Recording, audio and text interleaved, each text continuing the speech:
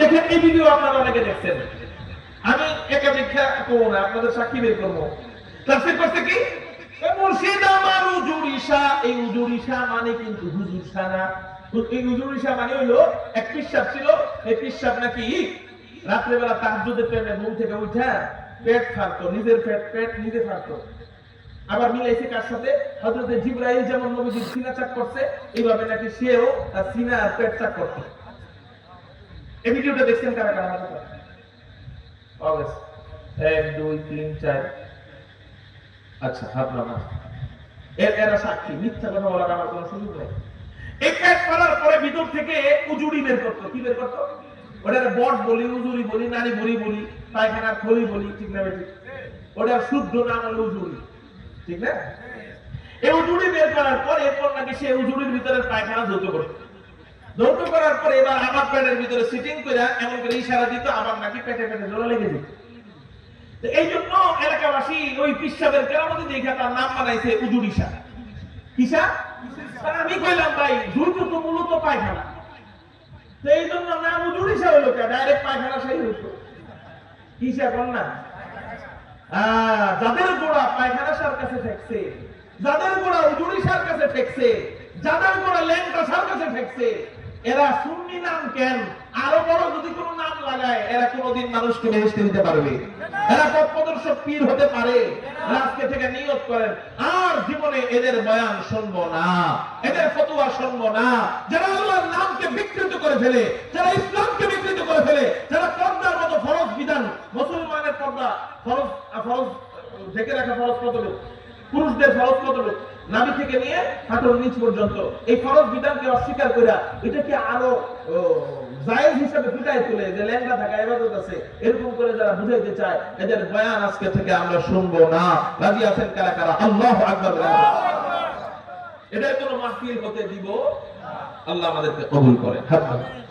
ওমর হাবিব হযরত আব্দুল্লাহ ইবনে সালাম উনি বলেন সবাই নবীজিরে দেখে মুসলমান হয়ে যেতেছে, আমি দেখে মুসলমান হব না, আমি একটু ইলম দিয়া যাচাই বাছাই করব, কারণ চিকচিক করলেই কি হয় না, শোনা হয় না।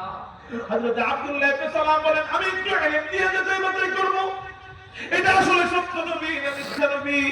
হযরত আব্দুল্লাহ ইবনে সালাম যাচাই বাছাই করার জন্য 3টা প্রশ্ন ঠিক করছেন। জোরে বলেন কয়টা প্রশ্ন? উনি জানেন এই 3 প্রশ্নের জবাব নবী ছাড়া আর কেউ দিতে পারে না। 1 নম্বর প্রশ্ন হলো কিয়ামতের পূর্বে সর্বপ্রথম বড় আলামত কোনটা? 2 নম্বর প্রশ্ন হলো জান্নাতীরা জান্নাতে যাওয়ার পর সর্বপ্রথম আল্লাহ কোন খাবার দিয়ে জান্নাতীদেরকে মেহমানদারি করাবেন?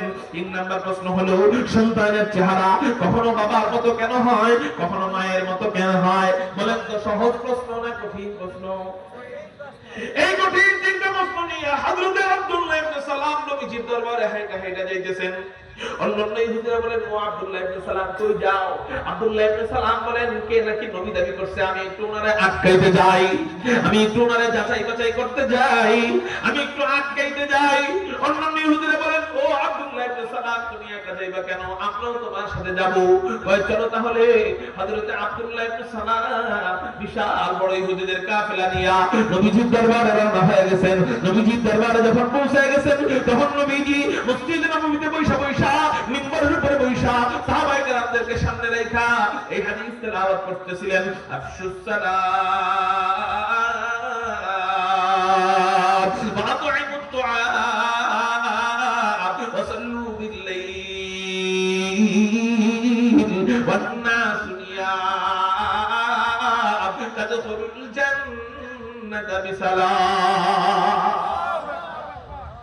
এই হাদিস যখন তেলাওয়াত করতেছিলেন হযরত আব্দুল্লাহ ইবনে সালাম বিশাল বড় ইহুদির কাফেলা নিয়ে নবীজির মসজিদে নববীতে প্রবেশ করলেন। ওনার নিয়ত উনি দেখে মুসলমান হবে না, উনি যাচাই বাছাই করে মুসলমান হবে।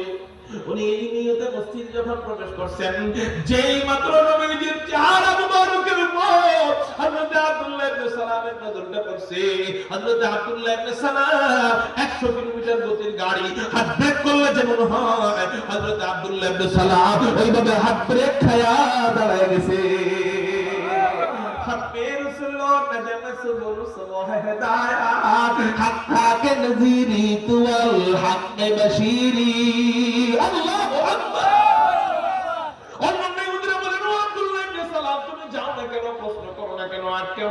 তুমি নাই নবীর যাচাই বাছাই করতে আসছো, তুমি নাই নবীর আটকে আসছো। আব্দুল্লাহ ইবনে সালাম চিৎকার দিয়া বলেন, ও আমার ভাইরা, চোখের পানি ছেড়ে দিয়ে বলেন, ও মিয়ারা, এই নবীর আটকাবো কি, এই নবীর যাচাই বাছাই করবো কি? আমি তো এই নবীর চেহারা দেখে নিজেই আটকে গেছি। ভাই কেন কেন কেন? ভাই আমি চেহারা দেখে বুঝে গেছি, লাইসা বিওয়াজহিন কাযযাব, এত চমৎকার চেহারাওয়ালা ব্যক্তি, এত সুন্দর চেহারাওয়ালা ব্যক্তি কখনো মিথ্যা নবী হইতে পারে না।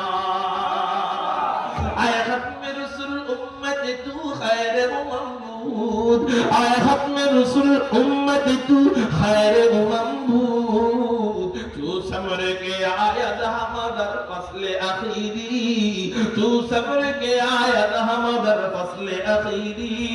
হযরত আব্দুল্লাহ ইবনে সালাম